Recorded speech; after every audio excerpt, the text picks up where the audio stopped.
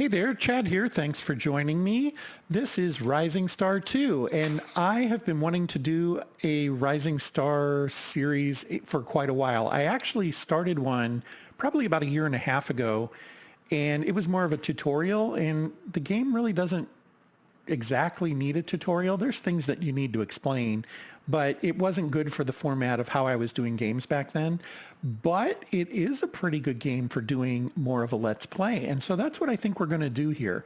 I figure what I'll do is in the first episode, maybe the first episode and a half, I'll kind of explain what's going on as I set up my first game.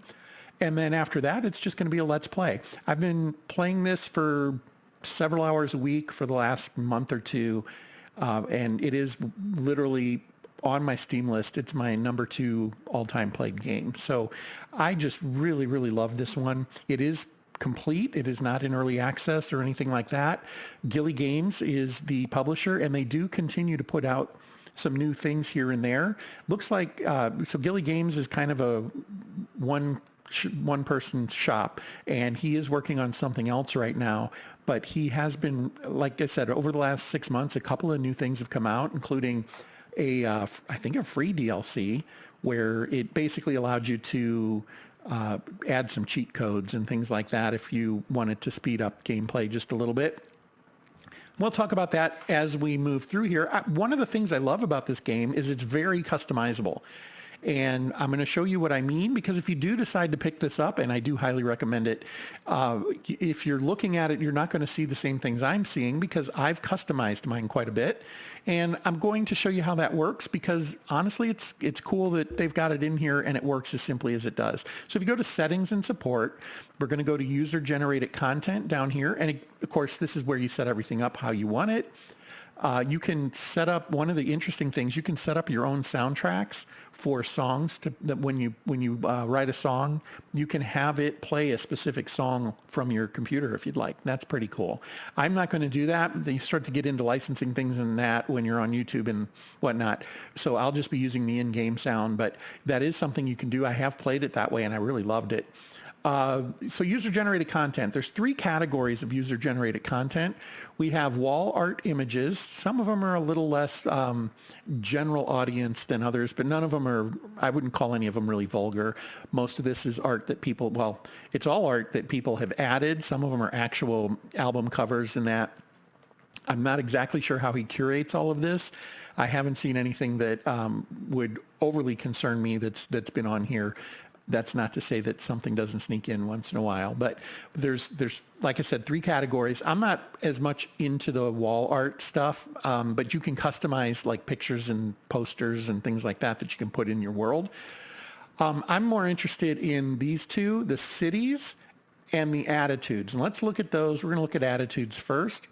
We can basically add our own music attitudes into the game. I'm going to hit search here, and this is the stuff that's available out on like effectively the equivalent of the workshop, like Steam Workshop. These are all uploaded by other folks. You can see their names here. You can flip pages to get to other stuff.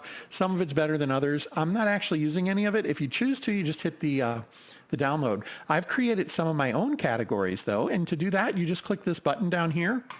And it's super simple. These are the ones that I've created so far. There's 5 of them. I'm going to create a 6th one to show you how it's done. And you're going to be like, well, yeah, that is super simple. So you click that, and then you add a pair of attitudes. And they tend to be like a point counterpoint. It's effectively opposites. So I'm going to create one that is called, let's see, seriousness and carefree. Carefreeness. That's not a word, is it? Oh, well, let's not do that. So you know what? I'm going to change it to serious and carefree. So my thoughts are these are 2 types of songs, right? Some songs are serious. Some songs are more carefree. These are opposites. And in the game, the opposites come into play. And we'll see that during the Let's Play, how all that works. So I'm going to hit add. And it is added. It's right here. Where is it? Here. It's right here. Added it. So these are some of the categories that I'll end up using. You get to pick 10 pairs when you start your game. There are, I think there's like 12 or 14 pairs built into the game. And then you can add your own, which is what I have done. You can certainly download them as well if you choose. So that's just one way to kind of customize it just a little bit to something you like. And what this allows me to do is relate with the game a little better. I kind of think of the categories in a particular way that kind of lets me imagine, kind of fill in the gaps of the picture, so to speak, as I'm playing through this, this game slash simulator kind of thing. Let's go to cities. This is really fun too. If you go to cities and we search on that, you can download cities. There's 4 regions that are active in the world. There's the United States, Canada, there's China, there's Japan, Korea, and there's Europe. Now, I have only played in the US and Europe. I haven't ventured to China or Japan yet in the game. You can start in those areas if you choose, and you can move between them during a game. I have been very popular in the US and Europe at the same time, and that's a lot of fun. That's kind of more late game stuff when you start having the money to be able to do that. But you can kind of rebrand yourself in another part of the world with different songs and things like this. That's kind of cool. Now, to add new cities, you can download them just like this again. And I did download one. We'll see that here in just a second. This is the map editor. When you click that down there, it will, and that was here, view add local cities. It brings up the map. You start on the US, but you can click the globe and go to one of the other regions if you wish. We're not going to do that right now. The legend is pretty straightforward. These dark dots are built in. You can't do anything about them. The downloaded ones, I can't edit them, but I can remove them if I choose. And then locally added ones are the ones that I've put in. Now, I'm going to start my game in the St. Louis area. Carbondale is one that I downloaded. I thought that was fun. Carbondale is kind of a popular music destination for bands in our area. My son heads down there about once a month to do a gig.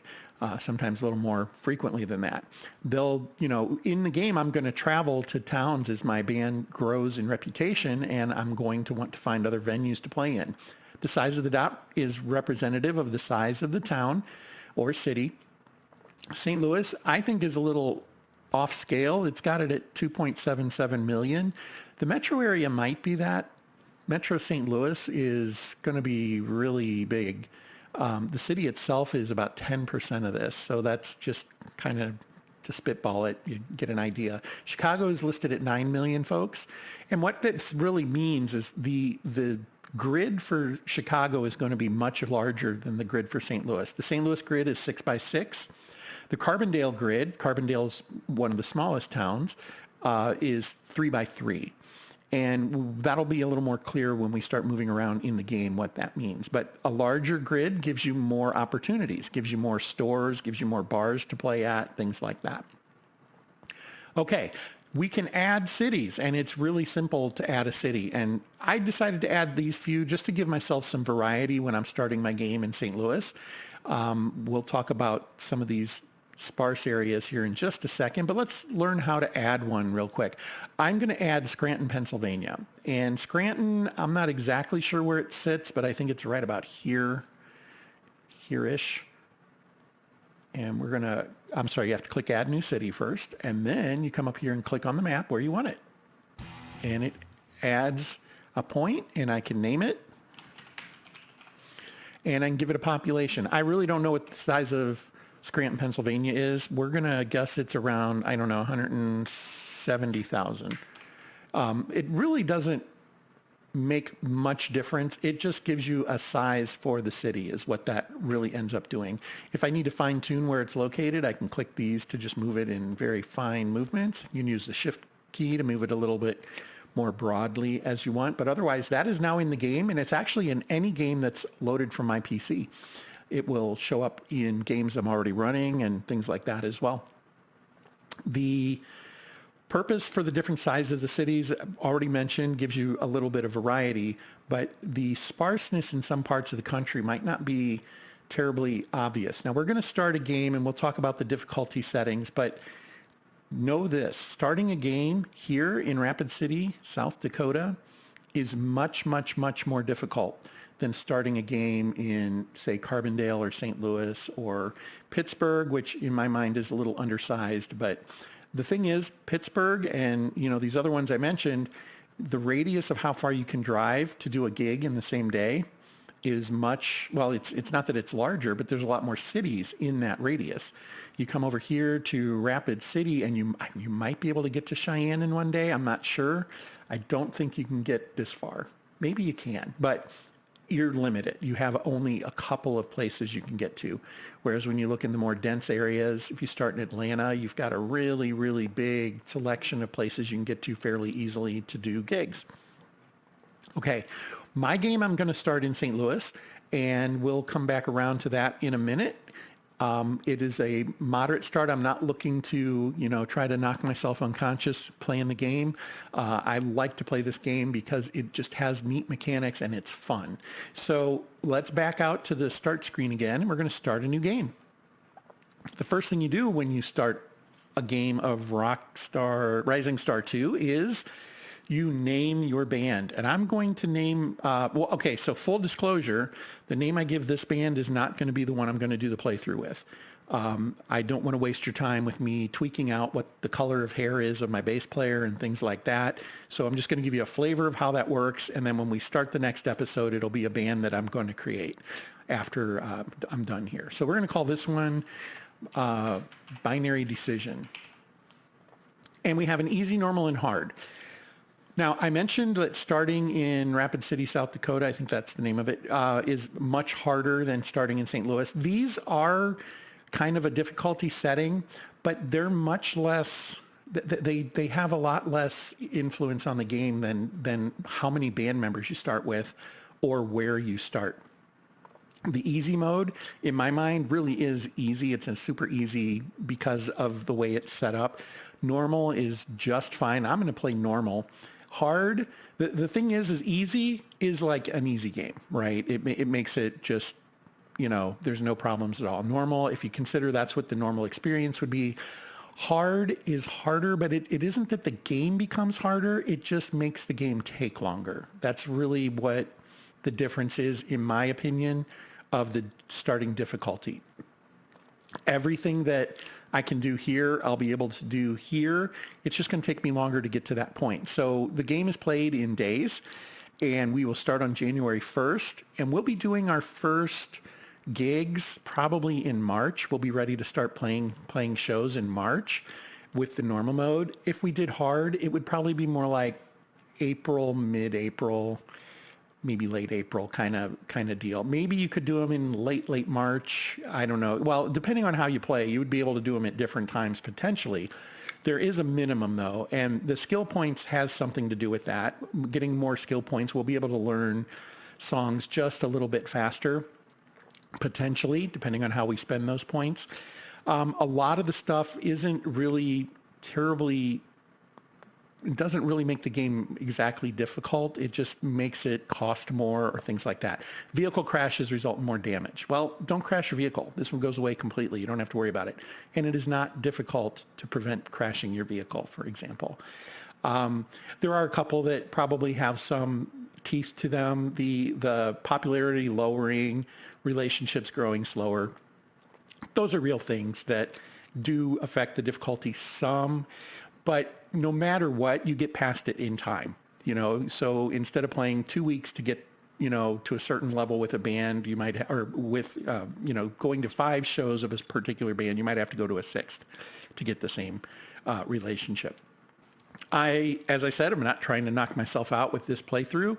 I just want to have some fun and kind of just do a recording of a game I really, really enjoy. So we're going to go with normal, and that sends us to the band creation screen. Now, the other part I mentioned is that it is much harder to play with fewer band members. I am going to start a band with 4 members. If you start with 1 member, your band will be very, very difficult from the beginning. However, you can add members in-game. You can literally go to music stores and find people looking for work, and they'll join your band. When you build a band up front, together, they will always get along pretty well to start. There are things that influence that, but at least to begin with, you can manage that and you can keep that band together as long as you like. That's kind of how I like to play it. I kind of sort of build each of the characters around members of my family, and so they kind of are a family band. Usually about a year in, one of them develops an alcohol problem or something like that. And they start to cost you more and more money, and you might have to cut them loose eventually. I don't know. It's just one of those things. But we have to start by creating a band leader. Whoever we create in the first slot, that's the band leader. I don't know that there's a perk for the band leader of any sort other than it's just the band leader. We give them a name. We're going to call this one, for demonstration purposes, Jessie Pop. Jessie is a female. We can make her look however we want. We got a lot of things we can change on Jessie. We can, make her heavier or thinner, give her larger or smaller feet, things like that. And you can play with that to your heart's content. I'm going to set her hair color. And then we pick her instrument over here. So everybody plays an instrument. If you want to have a band, you can have a band of 1 to 5 members. If you want a band that's 5 drummers, you can do that. It doesn't prevent you from doing that. At least I haven't seen where it does. I have often done a drum, guitar, bass, keyboard. I've also done one where it was I had a vocalist instead of the keyboard. If you pick one of them other than vocalist, you have the opportunity to add and sing. Okay, so Jessie is going to be a guitarist, and she will sing as well. The only thing that does is in graphics in the game, Jessie will have a microphone in front of her at gigs and things like that. It's really the only impact on gameplay if you have them sing as well. Then we have one last thing to note here. First of all, birthday, it's not terribly important, but what happens is when the birthday rolls around, you get triple experience that day. And in fact, the entire band will get triple experience that day. So if you want to power play it, min-max, you could put all the birthdays earlier to get those points more up front. Totally up to you. If you're doing that, you might want to avoid the first year having a birthday on a Sunday, because there's fewer things you can do on Sunday, which means there's fewer points you can earn, unless you're not tripling those points when that happens. I'm not terribly interested in worrying about that too much. I'm going to come up with some birthdays for the folks in my band. And then finally, we have the aptitude skill. This is the last thing we're going to talk about in this episode, how these work. We will finish getting the band together to the point where we're about to start the game, though. But I do want to talk about these 7 categories. So we have playing. Playing is these are your traits. These are this is your strength, intelligence, wisdom, charisma in a role-playing game. Playing is your ability to play your instrument or sing if you're a singer. These are all on a scale of 1 to 100, and you start all of them with a skill of 1. Whichever one we pick, we will get double points when we promote it due to level gains. And so that's something to consider. Whatever it is that we pick for Jessie, she'll increase in that at twice the rate with regards to leveling points, which is 5 per level. So we have writing music. That's the ability to write music pieces, and we'll see how that works. That's a lot of fun. Writing lyrics, pretty much identical to music, except it is just one of the pieces of the song, whereas music otherwise needs 3 other pieces. So this accounts for 3 of the pieces. This accounts for 1 of the pieces of a song. Also, you can write instrumentals that don't include lyrics. Stage presence, that's your ability to play in front of a crowd. Production has to do with recording songs and creating CDs. Repair is your ability to repair instruments and equipment. And business is your business sense. And this, when you sign a gig, when you try to get a gig, you'll get offered a certain amount of money for that gig. The higher your business score, the more payment you'll get. Also, it impacts the price of things. When you buy something, if you have a higher business score, you'll be able to pay less for it. Alternately, when you sell something, you'll be able to sell it for a little more than what you would otherwise. Out of this, the production score and the business score it uses the highest value for the entire band when you use those. So you only need one person in business, you only need one person in production, and it will otherwise apply to any of the stuff you do that does that. The other ones are more specific to the individuals, and we'll see that as we do a playthrough. For Jessie, I'm only going to create a couple of characters here, but we're going to make her writing music is going to be her thing. And then we're going to add a second musician, and he's going to be Mike Adams. And Mike is going to have more yellowish hair, and we can give him more of a business cut, I think. Yeah, there we go. The mohawk. That's it, right? There we go. There's a high and tight. So that'll work. Mike's going to be a drummer. He is also going to be able to sing if we want him to. He's got a birthday we can set if we want.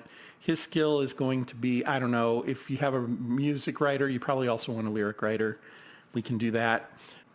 He will be able to gain points in the other skills as well. It's just he won't get the double bonus for level points that you add to him.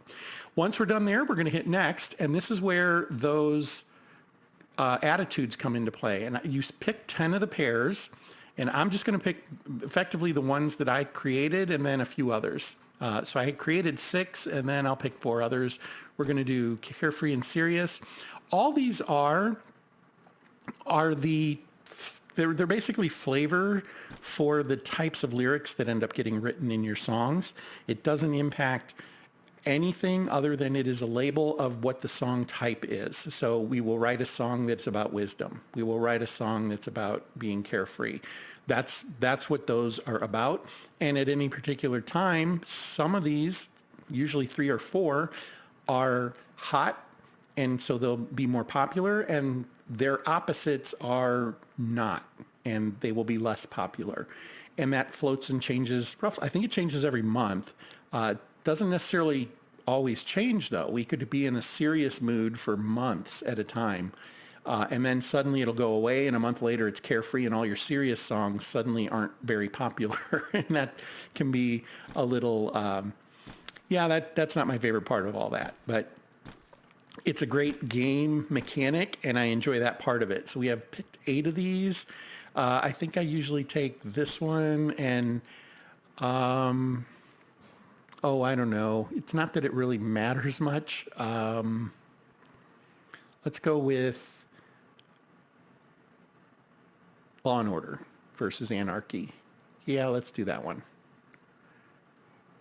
Got to click the arrow there. Okay, so now we have chosen our 10 pairs. Those will be in our game. Then we get to pick 3 that are our starting attitudes. And I like to pick Hometown Pride. It makes me think of The Boss. And, those kinds of songs. A lot of this in my mind is just flavor for you to help fill in the blanks of what the game doesn't do, So the game doesn't write new music or anything like that, right? But it gives you the ability, hey, I wrote a Hometown Pride song. I can think of a Bruce Springsteen song to run through my head when I'm thinking about that particular song. That's kind of the idea here.